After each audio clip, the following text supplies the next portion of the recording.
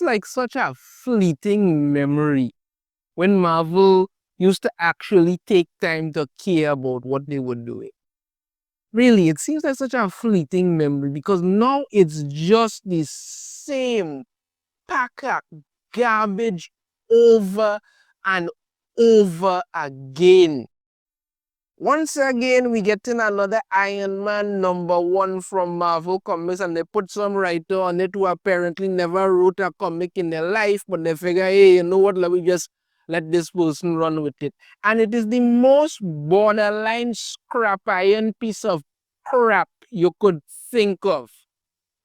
You want to know what happens? Then let me just give you a quick breakdown of what happens. Crap happens. Tony Stark is losing his company. Crap happens. Tony Stark is losing his company. Crap happens. Because apparently the only thing they could do when it comes to Tony Stark and Iron Man anymore is setting up for him to lose his company. It becoming as bad as Batman losing Gotham City. Like every week he does lose Gotham City. Every week Iron Man does lose his company.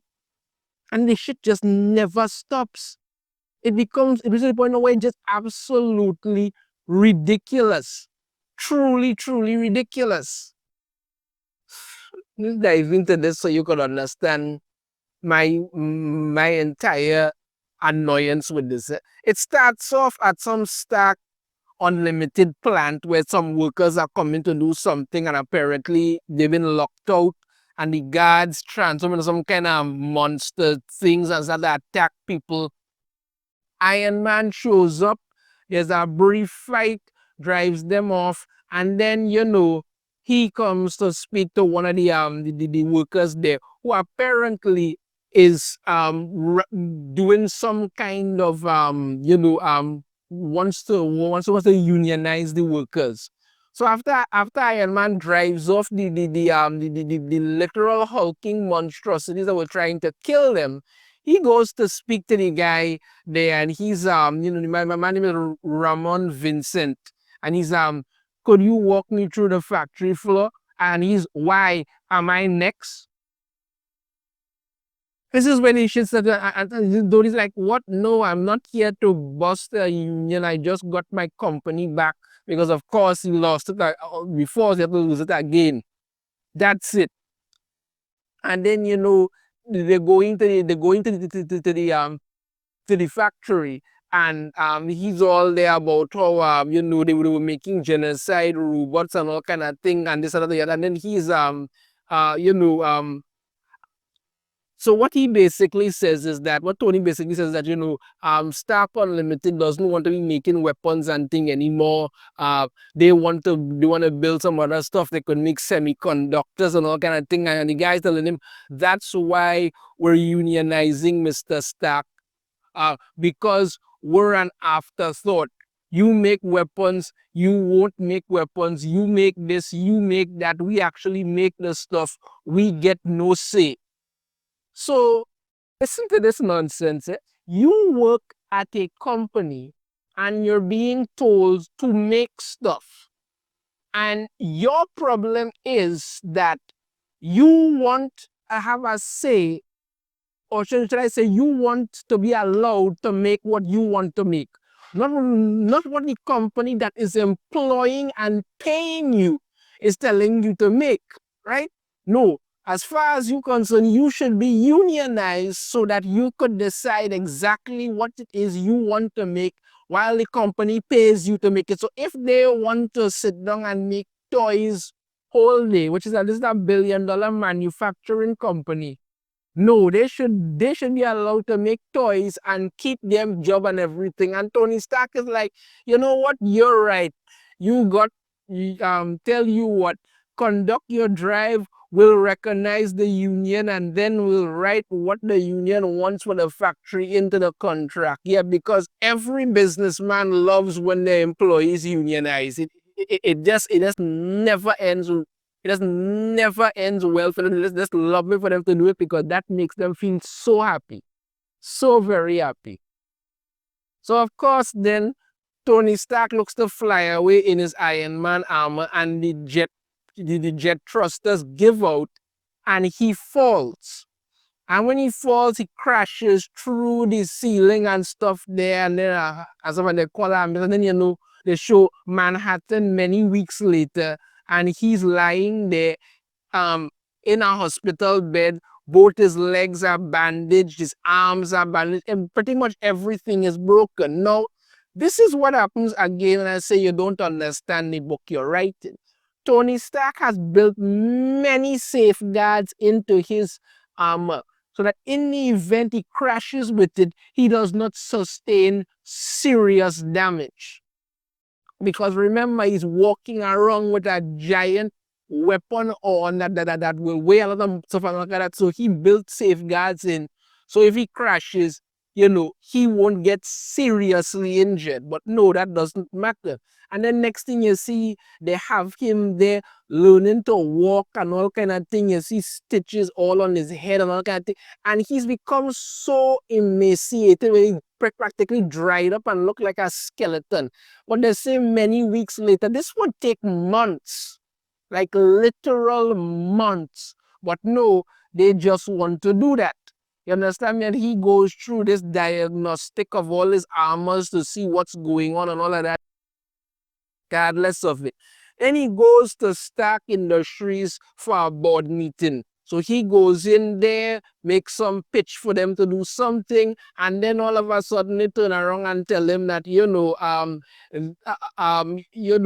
AIM and the Scientist Supreme have made an offer to buy Stark Industries, and the board is seriously considering it, and they might decide, okay, because once again, the only thing that ever happens with Tony Stark in his life is that he's losing his company, right? He already looks like a shaggy, dried up flea because this is what they want to do.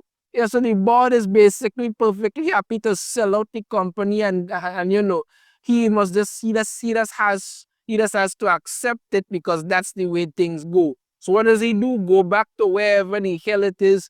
He just sit down there in his dried up spawn with his Iron Man helmet on and scroll around online, looking at people making bad comments about him, and then apparently trying to say something about him and all kind of thing. But because he did not turn off his location or something, somebody figured out where he is, and they blew up some laundromat or something close by for some reason.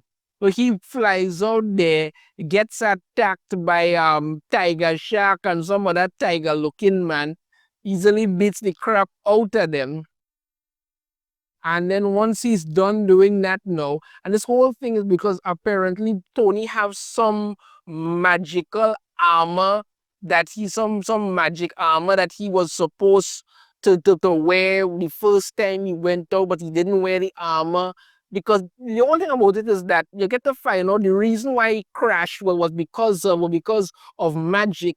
And he was saying beforehand that he should have worn his magic resistant armor, but he didn't wear it. So now somehow people know about the armor. So he goes looking for the armor.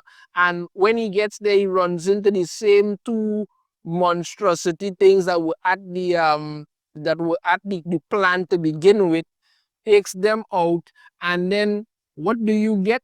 Justine Hammer shows up. Justine Hammer's daughter, she shows up there because for some god awful reason, because this is just the same recycled crap over and over again. And she basically tells him that, she had that his magic armor was the last component she needed so she could make the Ironmonger armor. So we're going back to the Iron Man fighting the Ironmonger again. Because once again, you have yet another individual who's so-called writing this. You understand me? With absolutely no idea what the hell they're doing. They haven't done the Ironmonger stuff to death, but no, let's do it again because that somehow works, right? And yet gets the Ironmonger armor, and basically just they get out and she just had to slap around Tony and all kind of thing. Everything he's throwing at her isn't working, and then she basically tells him that yes. Yes, it was magic that caused the armor to give out and stuff, but it also had some kind of Trojan horse virus that was in there. And once he ran a scan on all his armors and them, every every one of them got infected. So now she has complete control of all his armor, and she is working with Roxxon and AIM, and they're all aiming to take over his company once again. Because, like I said, the only story they could ever tell is Tony Stark losing his company every week. That's it. After she basically slams him down there and then leaves, what do we get? We get this image to the end of Tony Stark basically, still looking completely emaciated, building a new armor, because they just basically want to go back to that scene in the cave where Tony first built his Iron Man armor. That's what they want to go back to. This entire book is just a gigantic waste of time. Honestly, you basically got Tony Stark going out there telling the workers, yeah, of course, you can feel free to unionize and you can tell us what you want to make at this factory that I own, which is $1 billion factory and produces stuff. No, you should tell me what you want to make and I will say, okay, fine with it. Right. Then we had him crashing with his armor, laid up in a hospital for weeks, gets skinny and emaciated because somehow that makes sense. Then he goes to his company and finds out, oh, you know what? Once again, after he just got his company back, he's going to lose it again. Of course. Then he goes, fights the Ironmonger, gets his backside kick and told hey, listen, Roxxon, AIM, Justine Hammer, we've all joined forces to take over your company because we have nothing else to do with our lives other than that. You understand me? Oh, and I have the Ironmonger armor because apparently the writer doesn't know anything else other than this. All to end up with this shot of Tony basically in a cave building his Iron Man armor again, like how all of this started. That's it. This is the worst crap Iron Man wannabe nonsense I have seen. It's just absolutely crappy, cringe nonsense. Let's recycle more crap. This is it. This is the kind of work that Marvel is putting out these days and expect everybody to believe this is good quality work. Yeah, we're not that stupid, Marvel.